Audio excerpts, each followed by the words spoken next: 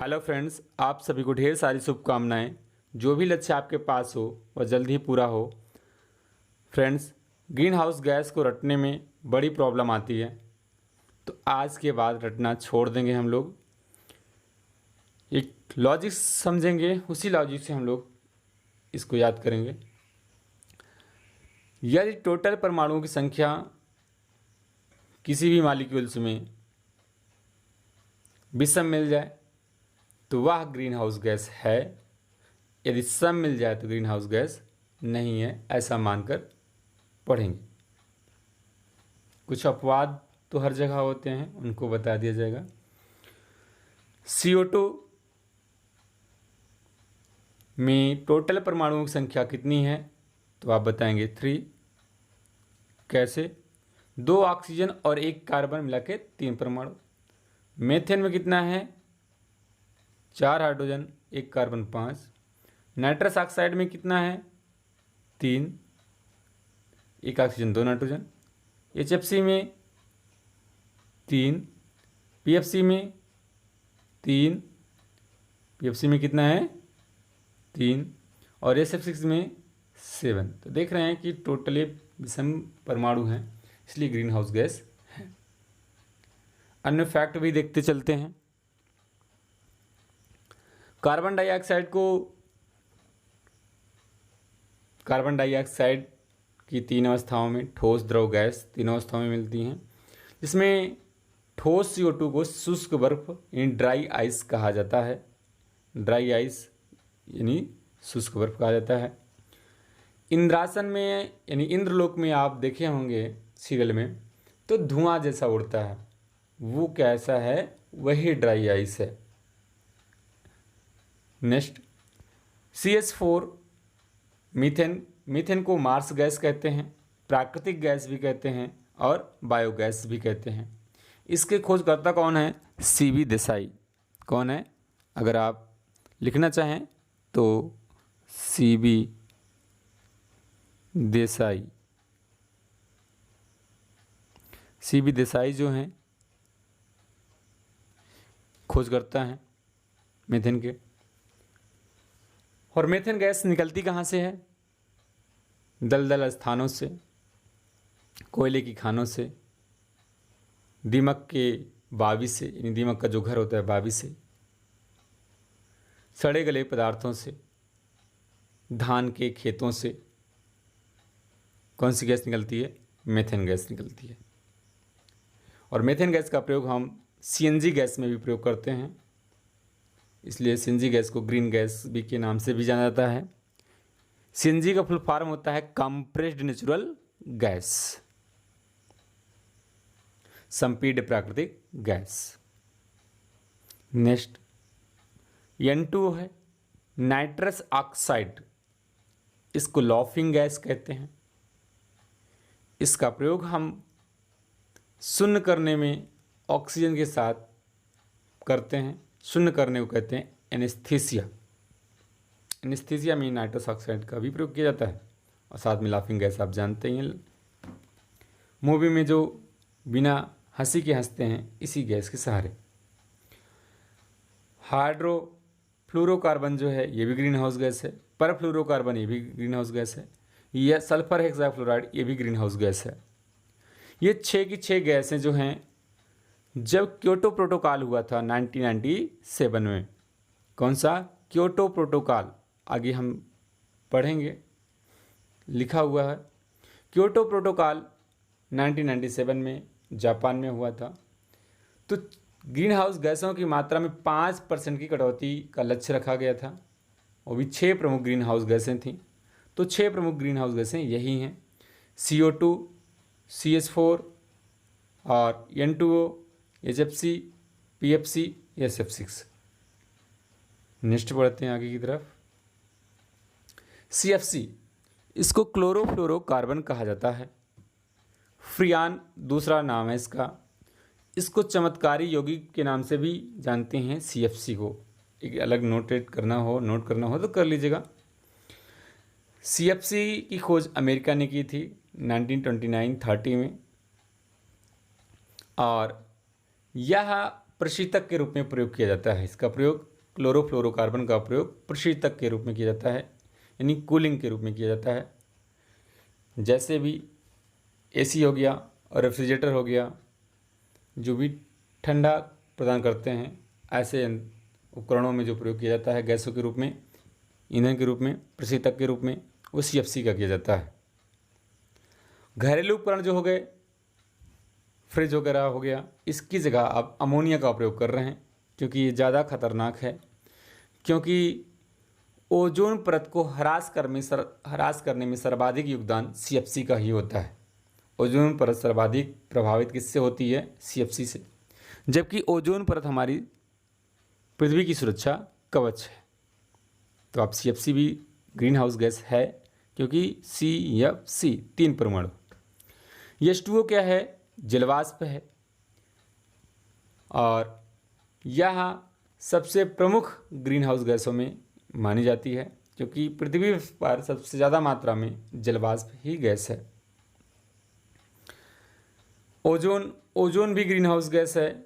समताप मंडल में ओजोन की लेयर परत पाई जाती है। ओजोन यहाँ पर O3 जो दिया गया है विषम परमाणु है, इसलिए भी ग्रीन हाउस गैस है। एक पॉइंट यहाँ पर देखते हैं, CO जो है ये ग्रीन हाउस गैस आंशिक रूप से होता है। कभी इसको मानते हैं, कभी नहीं मानते हैं। कब माना जाता है? जब यह द्विपरमाणु के साथ, जैसे हाइड्रोजन, नाइट्रोजन, यानी ये परमाणु जो हैं इनके साथ रख दिया जाता है, तो CO को ग्रीन हाउस गैस मान लिया जाता है ऑप्शन में, और इन सभी को ग्रीन हाउस गैस नहीं माना जाता, क्योंकि द्विपरमाणुक हैं, सम संख्या मिल गई। तो hydrogen, nitrogen, oxygen, fluorine, bromine क्या है? ग्रीन हाउस गैस नहीं है, ठीक है। जबकि O3 क्या था? ग्रीन हाउस गैस था। कार्बन मोनोऑक्साइड ऐसी दशा में ग्रीन हाउस गैस मान लिया जाएगा। कुछ विशेष परिस्थिति में CO को ग्रीन हाउस गैस नहीं मानते, क्योंकि आंशिक रूप से है। जैसे ऊपर के दिए गए जो हैं CO के ऊपर जो आपको पढ़ाए गए, उनमें से कोई 3 ऑप्शन हो, फिर CO दिया हो, तो CO को नहीं मानेंगे। ऐसे विकल्प बनाए गए हैं आगे क्वेश्चन में, आप देख लीजिएगा, कन्फर्म हो जाएगा। SO2 अपवाद के तौर पर है, ग्रीन हाउस गैस नहीं है, सल्फर डाइऑक्साइड गैस है। यह ज्वालामुखी के उद्गार से निकलने वाली गैस है, ग्रीन हाउस गैस नहीं है। हालांकि इसमें परमाणु की संख्या टोटल 3 मिलेगी, इसको अलग से याद कर लीजिएगा, बाकी कहीं दिक्कत नहीं आएगी जिस प्रोसेस से बताया गया। अब यहाँ पर क्वेश्चन है, निम्न में कौन ग्रीन हाउस गैस नहीं है? तो CO2 3 है, N2O इसमें भी 3 है, CH4 5 है, तो N2 क्या है? इसमें ग्रीन हाउस गैस नहीं है, इसका आंसर ये होगा। निम्न में कौन सी ग्रीन हाउस गैस नहीं है? ऑप्शन CFC 3 है, O3 में भी 3 है, CCl4 कार्बन टेट्राक्लोराइड, इसको हम पायरीन गैस कहते हैं, कार्बन टेट्राक्लोराइड को पायरीन गैस, ठीक। या आग बुझाने वाली गैस। आग बुझाने वाली गैस CO2 भी होती है, सोडियम बाइकार्बोनेट भी होता है, पाउडर के रूप में होता है। लेकिन इसका आंसर जो होगा, इसका आंसर होगा CO। अभी आपको बताया गया था कि अन्य ऊपर विकल्प जो दिए जाएं, परमाणु संख्या अगर विषम मिल जाए, तब वहाँ पर CO को हम ग्रीन हाउस गैस नहीं माने, क्योंकि यहाँ पे आंशिक रूप से ऐसा क्वेश्चन कई बार पूछा जा चुका है। निम्न में कौन ग्रीन हाउस गैस नहीं है? तो इसमें जलवाष्प यानी H2O, उसका फार्मूला होता है CO, SO2 और CO2। इसमें हम मानेंगे किसको? SO2 को, क्योंकि आपको बताया गया SO2 ग्रीन हाउस गैस नहीं है। भले यहाँ पर CO यहाँ पर ऊपर सही था, मतलब नहीं था माना गया था, लेकिन यहाँ पर आंशिक रूप होता है, इसलिए इस विकल्प में मान लिया गया है। ऐसा सेम एग्जाम में आया हुआ है क्वेश्चन, इसलिए फ्रेंड्स इसको जरूर से ध्यान दीजिएगा। नेक्स्ट, कौन ग्रीन हाउस गैस है? तो अमोनिया NH3, अमोनिया 4 है, नहीं होगा। N2 2 है, नहीं होगा। O2 2 है, नहीं होगा। CO2 3 इसमें है ग्रीन हाउस गैस, ये होगा। बाकी जो ऊपर आपको बताए गए थे उन्हीं को आप पढ़ेंगे, इसके अलावा कोई क्वेश्चन नहीं एग्जाम में नहीं पूछा जा रहा है। इसमें द्विपरमाणु गैसें डाली जा रही है एग्जाम में, जो कि ग्रीन हाउस गैसें नहीं है। द्विपरमाणिक गैसें कौन थी? Oxygen, nitrogen, hydrogen, fluorine, bromine, iodine, 7 ही गैसें हैं। ठीक है, आगे बढ़ते हैं। ग्रीन हाउस गैस के प्रभाव क्या होता है? ग्रीन हाउस गैस से क्या होता है? वैश्विक तापमान में वृद्धि होती है। कैसे? जैसे एक गैस है CO2। क्या है? CO2। CO2 गैस जो है ये सर्वाधिक तापमान को, सूर्य की किरणों को अवशोषित करता है ये गैस, क्योंकि शुक्र पर भी CO2 की मात्रा सबसे ज़्यादा पाई जाती है। यही कारण है कि बुध सूर्य के नज़दीक होने के बावजूद भी बुध उतना गर्म नहीं है जितना कि शुक्र है। शुक्र सबसे चमकीला ग्रह है क्योंकि वहाँ पर CO2 98% पाई जाती है, जबकि अपनी पृथ्वी पर 0.03% पाई जाती है।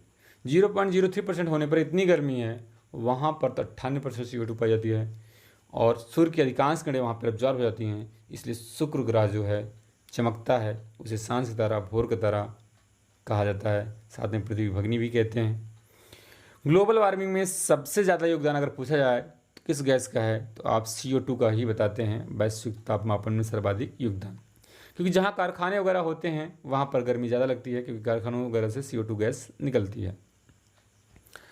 तो ग्रीन हाउस गैस के प्रभाव हम यहाँ पर देख रहे हैं, यानी ग्लोबल वार्मिंग यानी वैश्विक तापमापन में वृद्धि होती है, क्योंकि ग्रीन हाउस गैसें सूर्य की किरणों को एब्जॉर्ब करती हैं, अवशोषित कर लेती हैं, तापमान बनाए रखती हैं।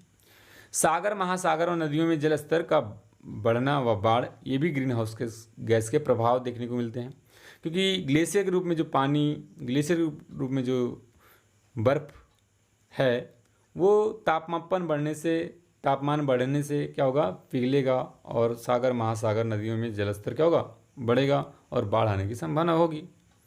ग्लेशियर का पिघलना व तल का पीछे हटना, यानी ग्लेशियर पिघलेगा ही जब वैश्विक तापमान में वृद्धि होगी। मनुष्य के क्रोमोसोम पर दुष्प्रभाव पड़ेगा, और मनुष्य के क्रोमोसोम पर यानी धीरे धीरे क्या हो रहा है? यक्ष गुणसूत्र जो होता है वो प्रभावित हो रहा है, वैश्विक तापमान में वृद्धि होने से नष्ट हो रहा है। आगे जो संतानें होंगी, गर्ल्स होने की संभावना यानी बेटी होने की संभावना कम हो जाएगी और बेटे ही होने की संभावना ज़्यादा होगी। तो इससे क्या होगा? जो आप लिंगानुपात है ये बिगड़ जाएगा और जो कि एक दुष्प्रभाव देखने को मिलेगा। पृथ्वी का वार्षिक औसत तापमान कितना है? 15 डिग्री सेल्सियस होता है। कितना होता है? 15 डिग्री सेल्सियस। नेक्स्ट, हरित गृह प्रभाव क्या है? हरित गृह प्रभाव के जो जनक माने जाते हैं फ्रांसीसी हैं, वो जोसेफ फोरियर माने जाते हैं। इसका संबंध वैश्विक तापमान की वृद्धि से है। इसमें कांच का घर बनाकर सब्जियों की खेती की जाती है।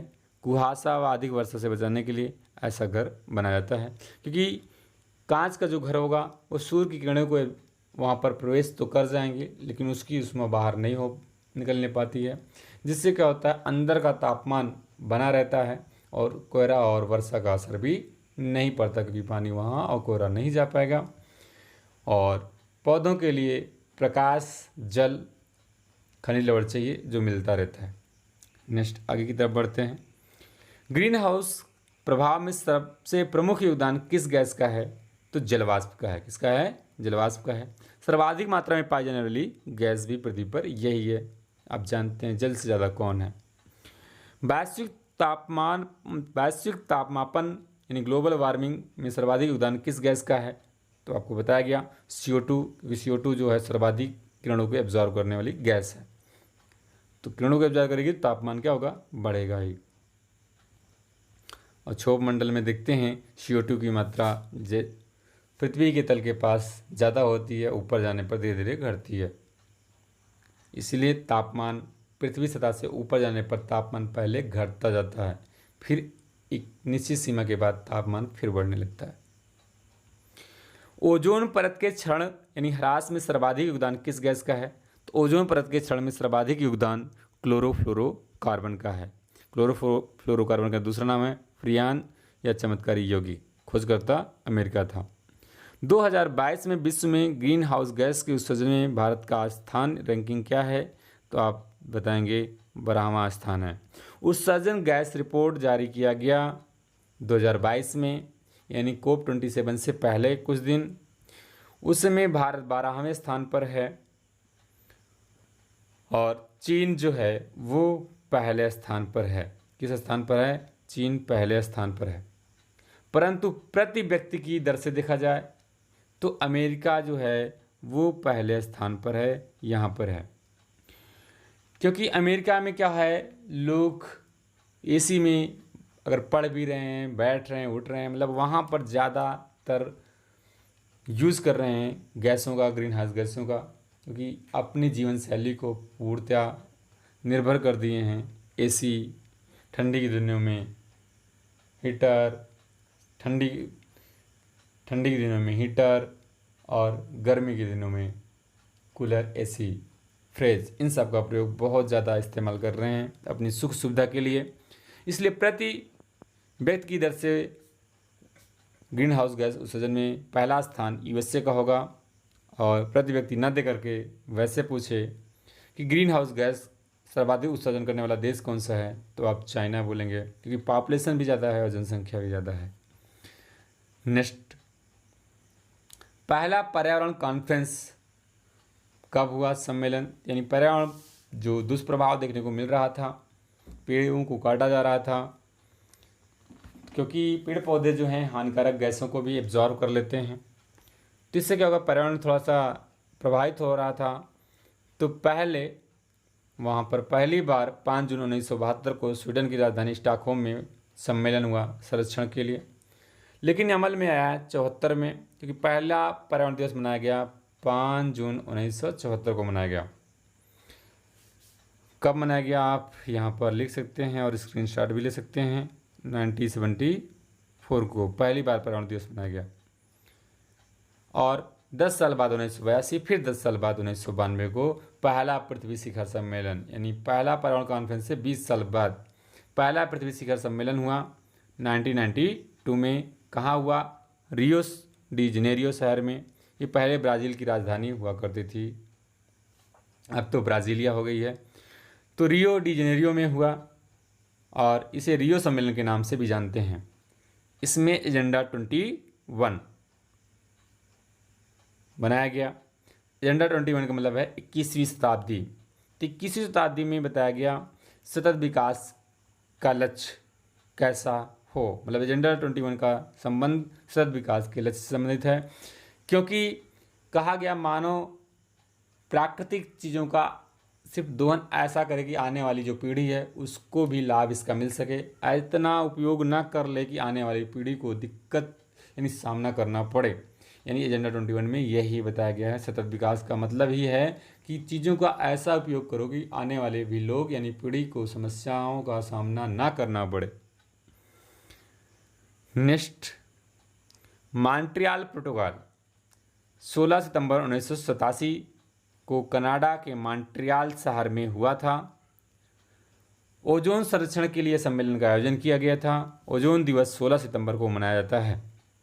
ओजोन परत को सर्वाधिक नुकसान पहुंचाने वाली गैस जो है वो कौन सी है? CFC gas.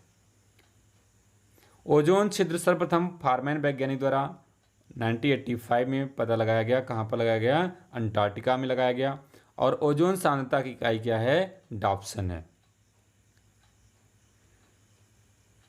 1992 में पहला पृथ्वी शिखर सम्मेलन हुआ।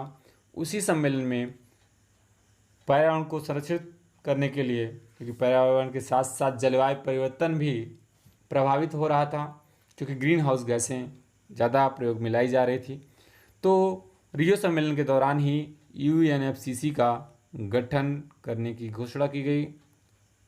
रियो सम्मेलन के दौरान UNFCCC का गठन हुआ, परंतु अस्तित्व में आया 1994। मुख्यालय कहाँ है इसका? तो वान है, जर्मनी में है। सदस्य देश कितने हैं? 197 हैं और एक यूरोपीय संघ है, टोटल मिला 198। UNFCCC का फुल फॉर्म क्या है? United Nations. आप इसको द यूनाइटेड नेशंस बोल सकते हैं, क्योंकि द यूनाइटेड नेशंस ही पढ़ा जाता है इंग्लिश में। United Nations framework convention on climate change. The इसलिए कहा गया क्योंकि आर्टिकल द UN जो होता है आर्टिकल द लेता है। जलवायु परिवर्तन पर संयुक्त राष्ट्र फ्रेमवर्क कन्वेंशन, ये सम्मेलन हुआ। और 1994 के बाद 1995 से सम्मेलन शुरू हो गया, जलवायु परिवर्तन पर सम्मेलन। यानी इसके लिए कॉन्फ्रेंस होती थी सभी देशों को, जो इसमें 197 देश हैं उन सब की मीटिंग होती है, यानी पार्टीज़ होती है, यानी कॉन्फ्रेंस ऑफ पार्टी अपने अपने मुद्दे रखते हैं, वहाँ पर विचार रखते हैं। तो कोप 1 कॉन्फ्रेंस ऑफ पार्टी यानी कोप 1 कब हुआ? वेरी वेरी इंपॉर्टेंट, 1995 में। कहाँ हुआ? बर्लिन कहाँ है? जर्मनी का शहर है। कोप 2 1996 में हुआ, जिनेवा स्विट्जरलैंड में। कोप 3 के अंतर्गत ही क्योटो प्रोटोकॉल जापान में हुआ 1997 में। क्योटो प्रोटोकॉल का हुआ 1997 में जापान में। इसमें क्या कहा गया? 6 प्रमुख ग्रीन हाउस गैसों की मात्रा में 5% की कटौती का लक्ष्य रखा गया, परंतु प्रभावित कब हुआ? 2005 में। नेक्स्ट, दूसरा पृथ्वी शिखर सम्मेलन अगर पूछा जाए आपसे तो कब हुआ? 2002 में जोहान्सबर्ग, दक्षिण अफ्रीका में। अन्य कॉन्फ्रेंस ऑफ पार्टियां बहुत इंपॉर्टेंट हैं, उनको भी हम यहाँ पर देखते हैं। कोप 21 सबसे इम्पॉर्टेंट फैक्ट है, यहाँ पर कई बार एग्जाम में आया।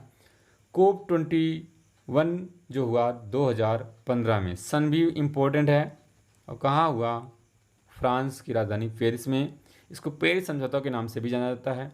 इसमें लक्ष्य रखा गया कि जो वैश्विक तापमान में वृद्धि हो रही है 2030 तक यह ज़्यादा से ज़्यादा 2 डिग्री सेल्सियस हो सके, और कोशिश किया जा सके कि यह 1.5 डिग्री सेल्सियस तक ही सीमित रह जाए।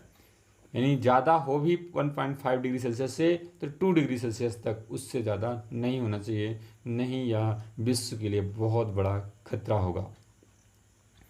कोप 26 जो है 2021 में, यानी ग्लासगो, स्कॉटलैंड के ग्लासगो सिटी में हुआ था।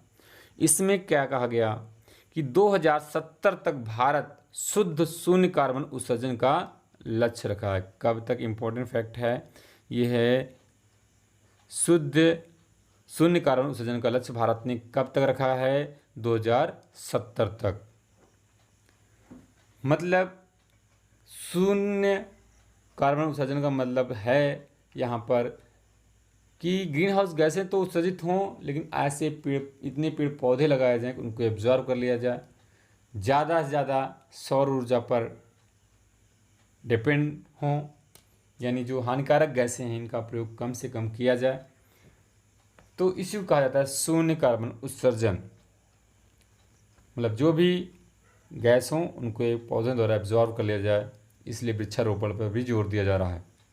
नेक्स्ट, कोप 27 जो है ये 2022 में आयोजन हुआ, शर्म अल शेख, ये कहाँ है? मिस्र में है।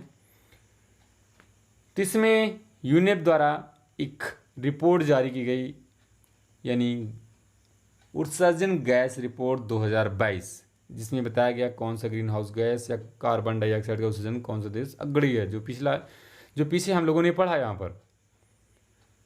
तो 2022 में ही कोप 27 से थोड़ा पहले जारी कर दी गई थी। किसके द्वारा जारी की जाती है उत्सर्जन गैस रिपोर्ट? यूनेप संस्था द्वारा जारी की जाती है। यूनेप का फुल फॉर्म होता है यूनाइटेड नेशन एनवायरनमेंट प्रोग्राम, संयुक्त राष्ट्र पर्यावरण कार्यक्रम।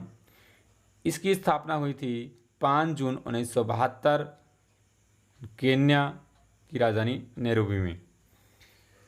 कोप 28 जो है 2023 में ही होगा, नवंबर में, और कहाँ होगा? दुबई में होगा, और ये संयुक्त राज्य अमीरात। Okay friend, thanks for watching this video.